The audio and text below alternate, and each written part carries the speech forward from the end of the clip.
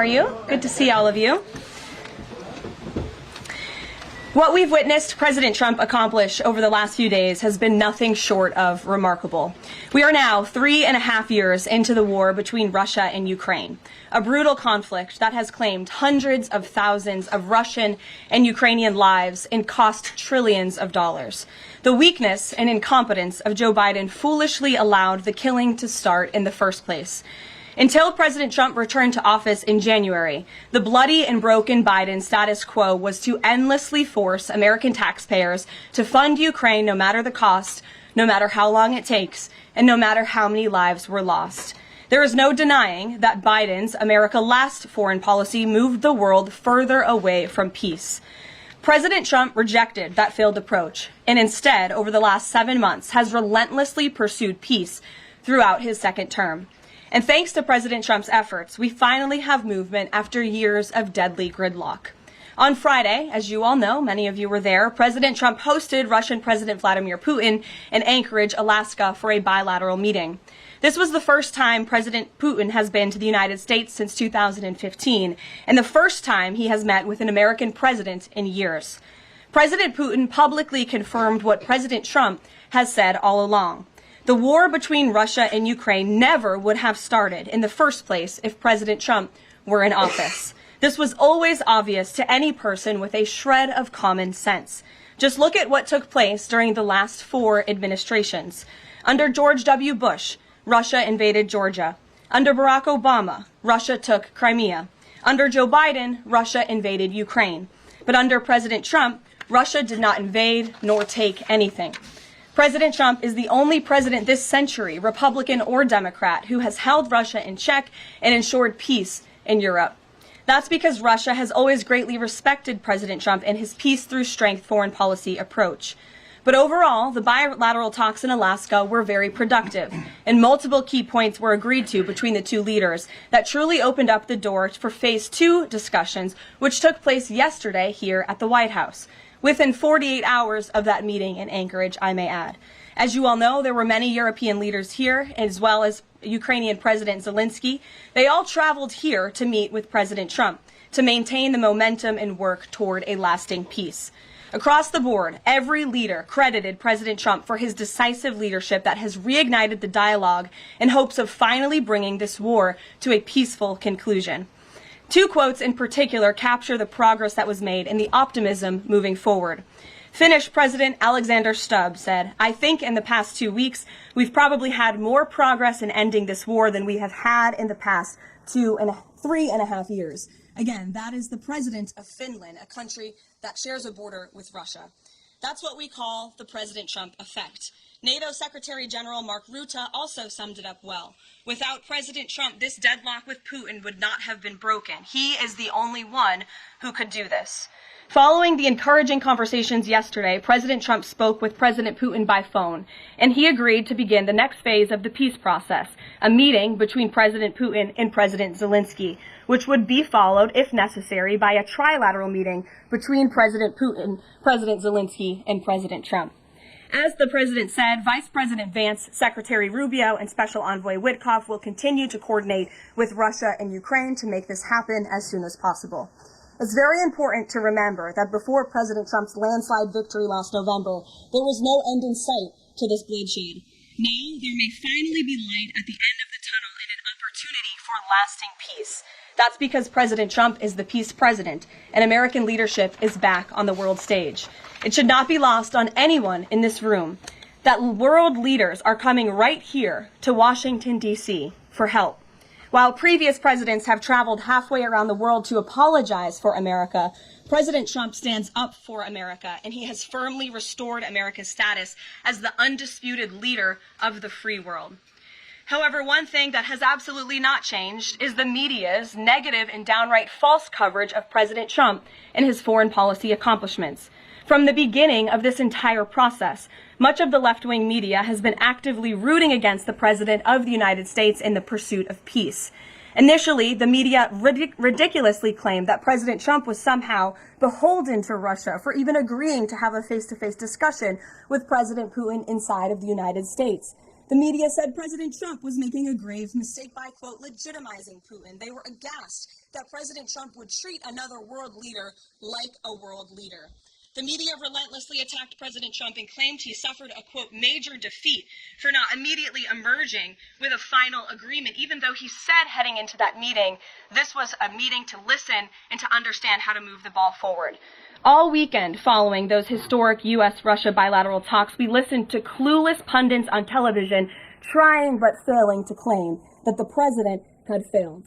The so-called experts in the foreign policy establishment, whose record is nothing but endless wars, trillions of wasted taxpayer dollars, and dead Americans, have the nerve to try and lecture President Trump, who has solved 7 global conflicts in 7 months, about peace.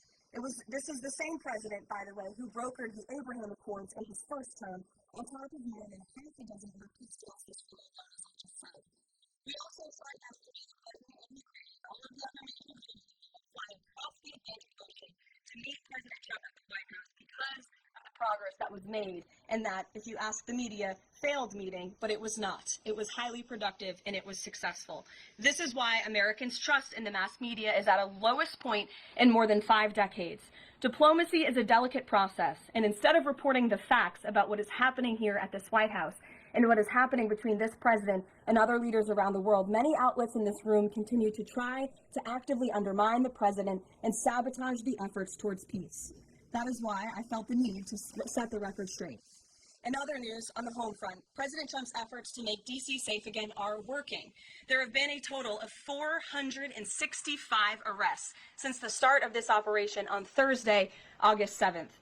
Last night, there were a total of 52 arrests, including the arrest of an illegal alien MS-13 gang member with convictions for DWI and drug possession. Thanks to President Trump's leadership and the outstanding work of both federal and local law enforcement, dangerous gang members like the one picked up last night will not be allowed on the streets of our nation's capital.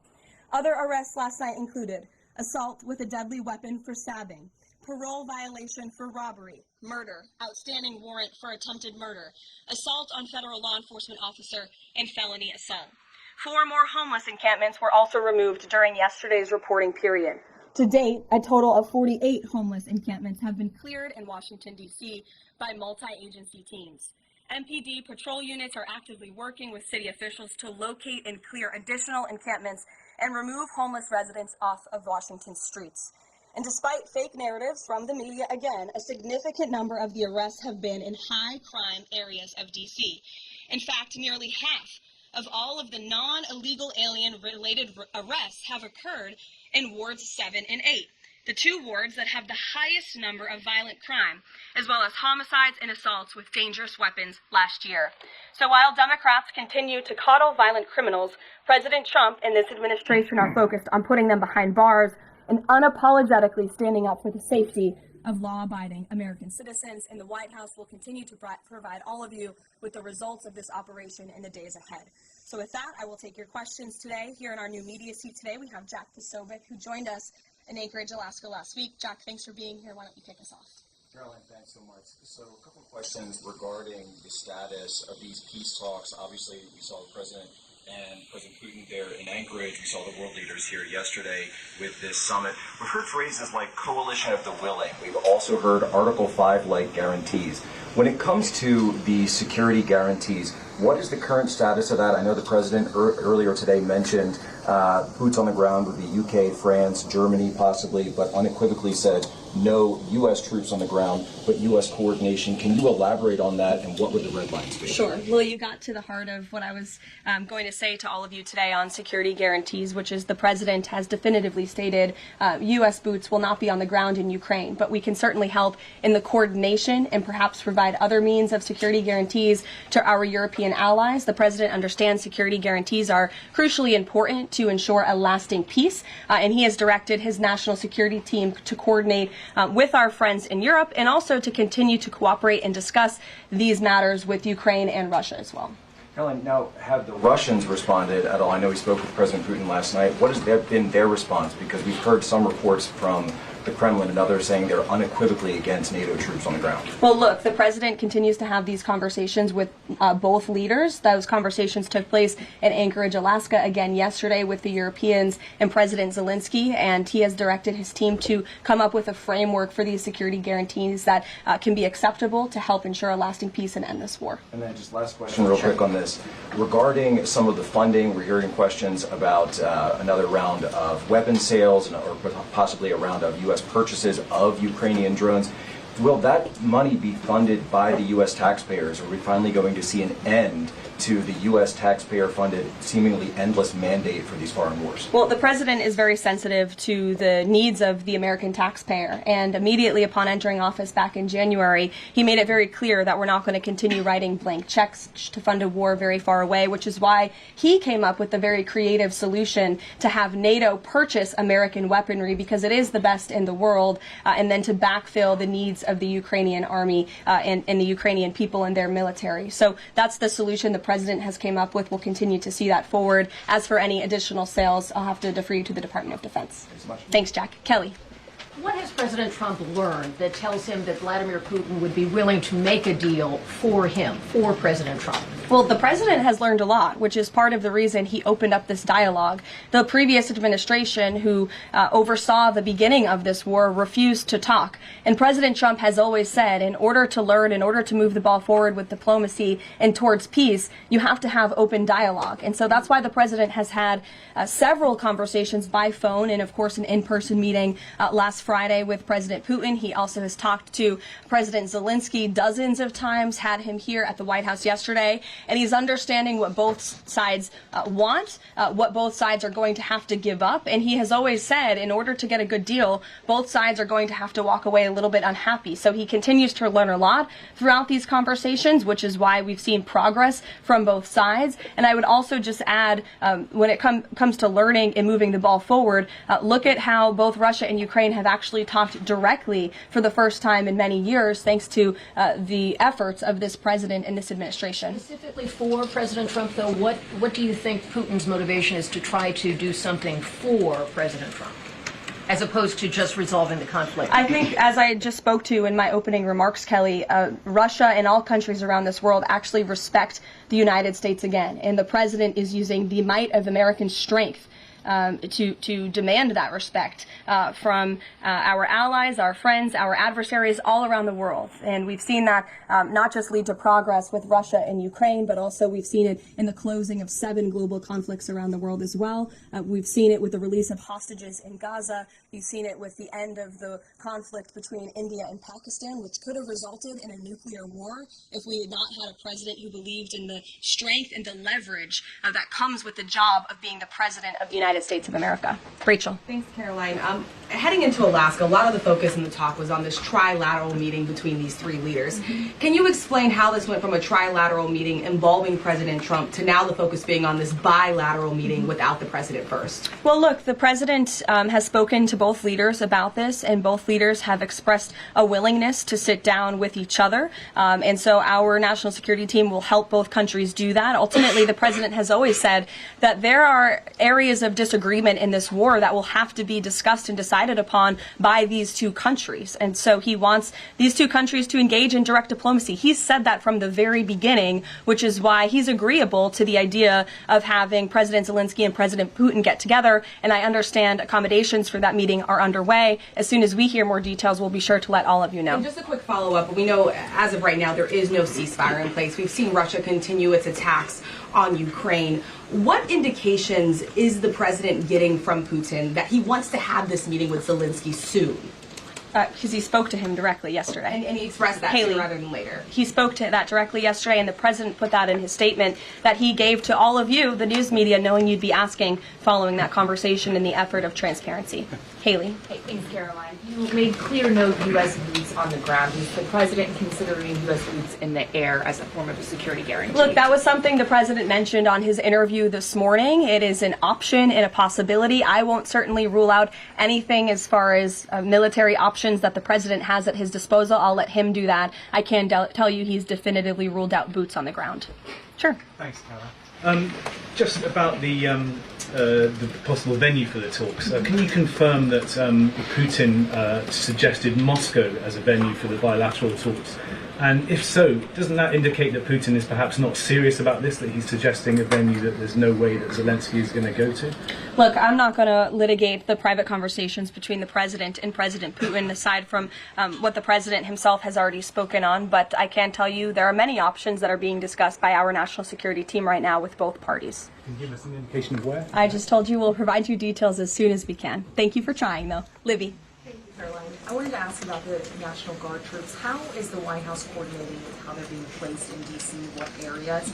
And then also, how long should people here in the district anticipate the National Guard to be on the ground patrolling the streets? I don't have a timeline for you, Libby, but we will keep you posted on that. I think the president, as you know, and this administration, he came to this briefing room with members of his cabinet to lay out the rationale and the reasoning for federalizing the National Guard here in Washington, D.C., and for our work with the Metropolitan Police Department to make our district safer. We've seen violent crime has taken the lives of far too many residents here in our nation's capital, and the president wants to make it safe again. And as for the coordination efforts, this interagency team is meeting and talking daily. In fact, there's a meeting taking place right now in the West Wing with members of the interagency task force to continue to discuss not just the National Guard deployment, but also how we can continue to remove public safety threats off of the streets of Washington, which, as the numbers I just showed you prove, they are doing every single night. I will just reiterate, 465 total arrests and counting since the start of this operation. I believe 11 or 12 days ago, I'll have to check the calendar, but those are pretty remarkable results. If not for this task force and their high level of coordination and the leadership of this president, there would have been 465 more violent criminals on the streets of this capital that you all live in every day. So I think we should all be very grateful for that. Stephen. Thank you, Caroline. Three questions about the D.C. crackdown. Sure. First, I was wondering if you could clarify something President Trump said. He mentioned getting rid of the slums where criminals live. Was he talking about tents or permanent residential buildings? And then the mayor has expressed an interest in clarifying how much of the focus illegal immigration enforcement is as part of this crackdown. Can you say anything about that? Sure. Third, any preview on the beautification? Three questions. I'll try to answer all three of them pointedly for you.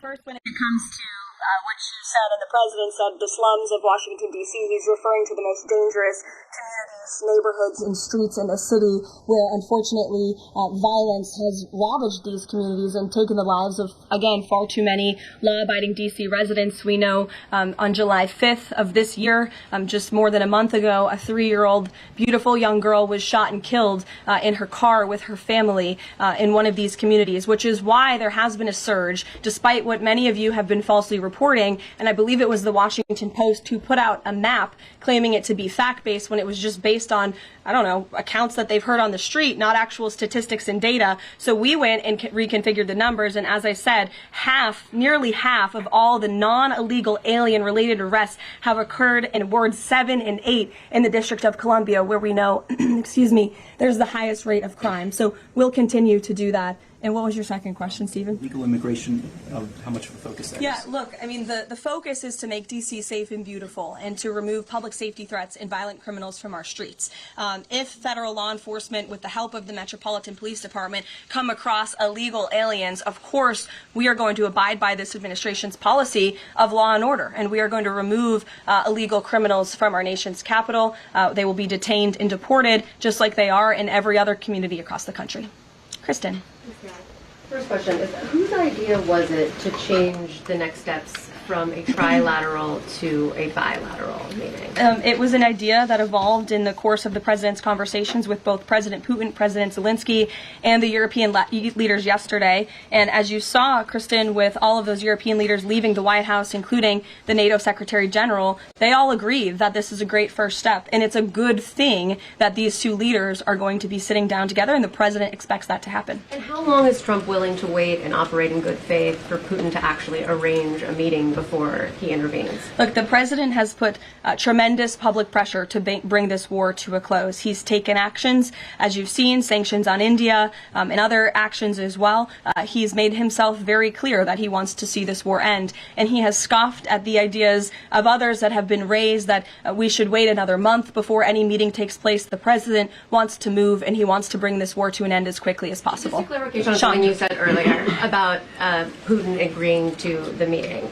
The Kremlin seemed to indicate that Putin did not firmly agree to a bilateral.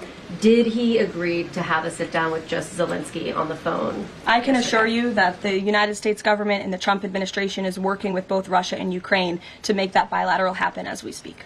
Sean. Hey, if the point is to get everybody on the same page, why wouldn't Trump just take the call from Putin while the other leaders were in the room? He said it would be disrespectful to do that. But why is it disrespectful? With all due respect, only a reporter from the New York Times would ask a question like that, Sean. The president met with all of these European leaders at the White House 48 hours after sitting down with President Putin on American soil. In fact, there was so much progress in the readout that was given to these European leaders immediately following his meeting with President Putin that every single one of them got on a plane 48 hours later and flew to the United States of America. And if I could just read for all of you some of the statements from those European leaders yesterday, you had President Zelensky himself saying it was a very good conversation. It was really good. We spoke about very sensitive points. The Secretary General, Mark Rutte, it was the president, only because of the president, that this deadlock was broken, but with President Putin by starting a dialogue. So these leaders, who this war is in their backyard, are very grateful that the president took that call and that he was there to provide them with a readout of Russia's thinking on this, something that was not done by the previous administration at all. Catherine. Thank you. Is the White House looking at Budapest as a possible location? I'm not going to confirm or deny locations. We'll provide you with details as soon as we can. Just following up on Kristen's question, I understand that the White House is working and allies are working to make this meeting happen, but did Putin promise to do a meeting with Zelensky, a direct meeting, in the coming weeks? He has, and I just answered that question for you. Franco. Thanks. I just want to clarify. So you are saying that President Trump is considering U.S. pilots and U.S. aircraft potentially supporting European or Ukrainian forces? The president spoke to that himself this morning when he called into Fox and Friends, and I would defer you to his answer. You can read it directly yourself. In addition, can I ask, no boots on the ground, Steve Witkoff's talking about Article 5-like security guarantees. Can you talk about what other Article 5-like security guarantees that are being considered if it's not boots on the ground? These are very sensitive diplomatic discussions that are currently taking place literally as we speak. So I will leave it to the national security team, and I'll leave it to the president to have those private discussions with these leaders as we try to bring this war to an end. And can I ask one Mary more? Margaret, go ahead. Thanks, Caroline. Two questions, if that's okay. So on these meetings, I know you said that the trilateral will take place if necessary. Do you think that we might not need the trilateral and that Zelensky and Putin might come to this conclusion on their own? And then as a follow-up, I know the president said on Fox News this morning that he's partially seeking peace in order to get to heaven. Was he joking, or is there spiritual motivation behind his peace deals here? I think the president was serious. I think the president wants to get to heaven, as I hope we all do in this room as well. Annie. Thanks, Caroline. I'm just shifting gears to the Department of Justice for a minute.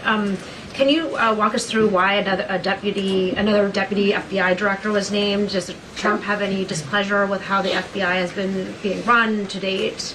And then I have a question about the antitrust division. No, Andrew Bailey is extremely qualified. As you know, he's been serving with honor as the Attorney General of Missouri, and he's been brought on as another set of very credible and experienced hands to work alongside the current Deputy Director, Dan Bongino, under the leadership of the Director, Kash Patel, and the Attorney General, Pam Bondi. And the FBI has been doing a tremendous job. We've seen their agents out on the streets as part of this interagency task force here in Washington. But the crime that they've been stopping here in Washington, they've been doing this for 7 months all across the country. In fact, there's been 19,000 arrests by the FBI nationwide. That's more than double last year in the same time period. Of those, 1,600 arrests were for violent crimes against children. 4,000 child victims have been rescued by this FBI under this current leadership, 1,000 arrests from investigations of foreign terrorist organizations. There's been 1,500 kilos of fentanyl seized, 6,300 kilos of meth have been seized, and 3 of the top 10 most wanted have been arrested so far. Not a single one of the individuals on the top 10 most wanted list were arrested under the previous administration. We've arrested 3 in 7 months. So when you're actually working and enforcing law and order, you need all hands on deck. And so we look forward to welcoming Andrew Bailey to this new post. Jackie. I have a quick question about Roger Alfred, who's a former DOJ official. He gave a speech in Aspen yesterday where he said that senior DOJ aides are cutting deals with favored lobbyists. I'm wondering if the president has any concerns at all with the way the antitrust division is working. I have no idea who that individual is. I don't know why he made those comments. I don't know what basis he's making those comments on. My instinct tells me it's not true, but we will definitely look into them and I'll get you a response. Jackie. Thanks, Karoline. Since the president often says that this war would not have started if he were in office, and True. and Putin confirmed that. It's true. Do you accept that as true? The Probably. European leaders do.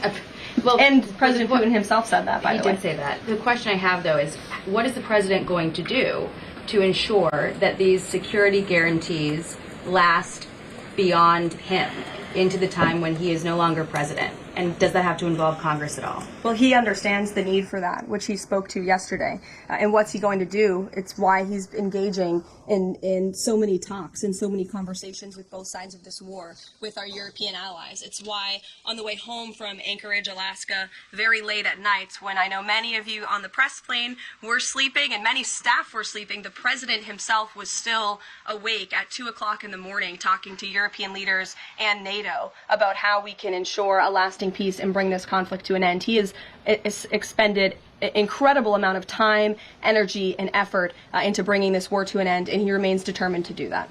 Also, can Go I ask ahead. you about the Go ahead. Thank you, Caroline. DC crime? Sure, Jake, and then to your right. All right. Thank you, Caroline.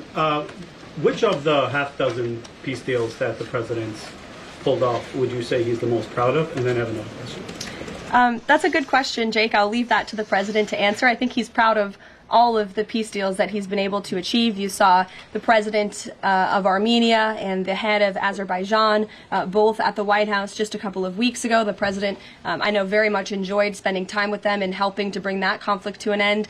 He very much enjoyed his time with leaders of Rwanda and the Democratic Republic of the Congo in the Oval Office, talking to them about bringing that decades-long war to an end. India and Pakistan.